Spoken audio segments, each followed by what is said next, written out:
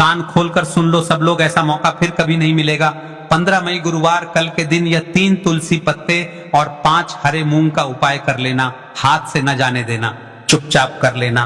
15 मई गुरुवार की तृतीया तिथि के दिन यह 3 तुलसी पत्ते और 5 हरे मूंग का उपाय कर लेना। यह चमत्कारी उपाय अभी से तैयारी कर लो, कल इस उपाय को जरूर करना है, फिर अगले साल मिलेगा ऐसा मौका। और हमने हमारी अभी की शिव महापुराण की कथा में गुरुवार की रात किया जाने वाला यह 3 तुलसी पत्ते और 5 हरे मूंग का उपाय कर लेना ऐसा विशेष उपाय बताया है, तो आज तक अपनी किसी भी कथा में नहीं बताया है। जब आपके हाथ तंग चल रहे हो, जब रुपए पैसे कहीं से प्राप्त ही ना हो पा रहे हो, जीवन में चारों तरफ से सिर्फ और सिर्फ परेशानियां आ गई हो, उनसे बाहर निकलने का कोई रास्ता ना दिखाई दे रहा हो, तो यह 15 मई गुरुवार के दिन 3 तुलसी पत्ते और 5 हरे मूंग का उपाय होगी। हर मनोकामना पूरी मिलेगी, सभी दोषों से मुक्ति, इतना धन आएगा कि संभाले नहीं संभलेगा। माता लक्ष्मी जी और महादेव जी के आशीर्वाद से पूरे साल धन बरसता रहेगा। दोस्तों सभी लोग जानते हैं कि 15 मई 2025 यानी गुरुवार को पड़ रही है ज्येष्ठ महीने की गुरुवार की तृतीया।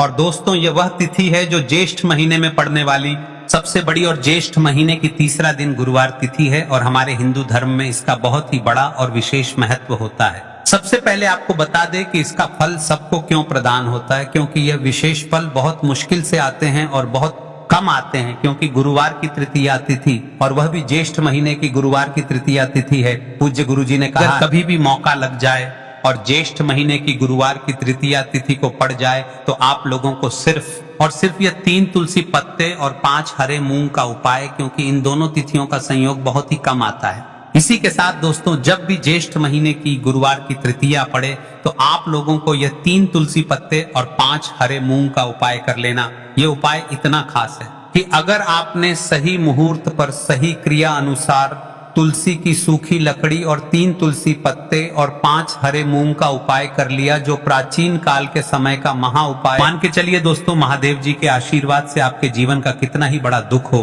उससे आपको मुक्ति मिल जाएगी। आपकी कोई भी मनोकामना हो, मान लीजिए आप नौकरी की तैयारी कर रहे थे तो आपकी नौकरी लग जाएगी, आपका बंद पड़ा व्यापार चल पड़ेगा। और दोस्तों आप जिस बीमारी से आप बहुत दिनों से परेशान थे उस बीमारी से आपको मुक्ति मिल जाएगी। आपके जीवन में धन आना शुरू हो जाएगा, आपके जीवन में धन आने के नए नए रास्ते खुल जाएंगे। और मान के चलिए दोस्तों किसी भी प्रकार की परेशानी का सामना नहीं करना पड़ेगा। तो बिना किसी फालतू समय को बर्बाद करते हुए उपाय की ओर चलते हैं।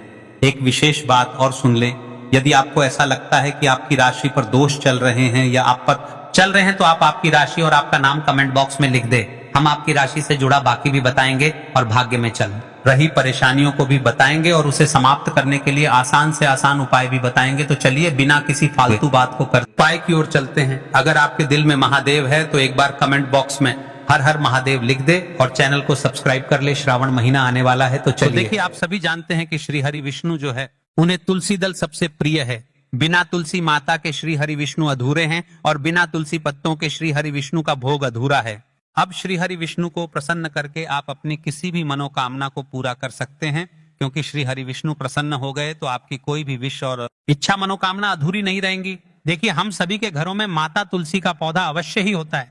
तो देखिए हमें तुलसी जी के पौधे से सबसे पहले तो 3 पत्ते तोड़, देखो गुरुवार वाले दिन आपको तुलसी के पत्ते नहीं तोड़ने हैं। तो देखिए तुलसी जी के आपको 3 पत्ते तोड़ लेने हैं और इन तुलसी जी के पत्तों को तोड़ने के बाद आपको एक चुटकी हल्दी भी अपने साथ में लेनी है। हल्दी के अंदर आपको जल मिलाकर के पेस्ट के रूप में तैयार करना है और इसी के साथ में आपको एक दीपक भी लेना होगा।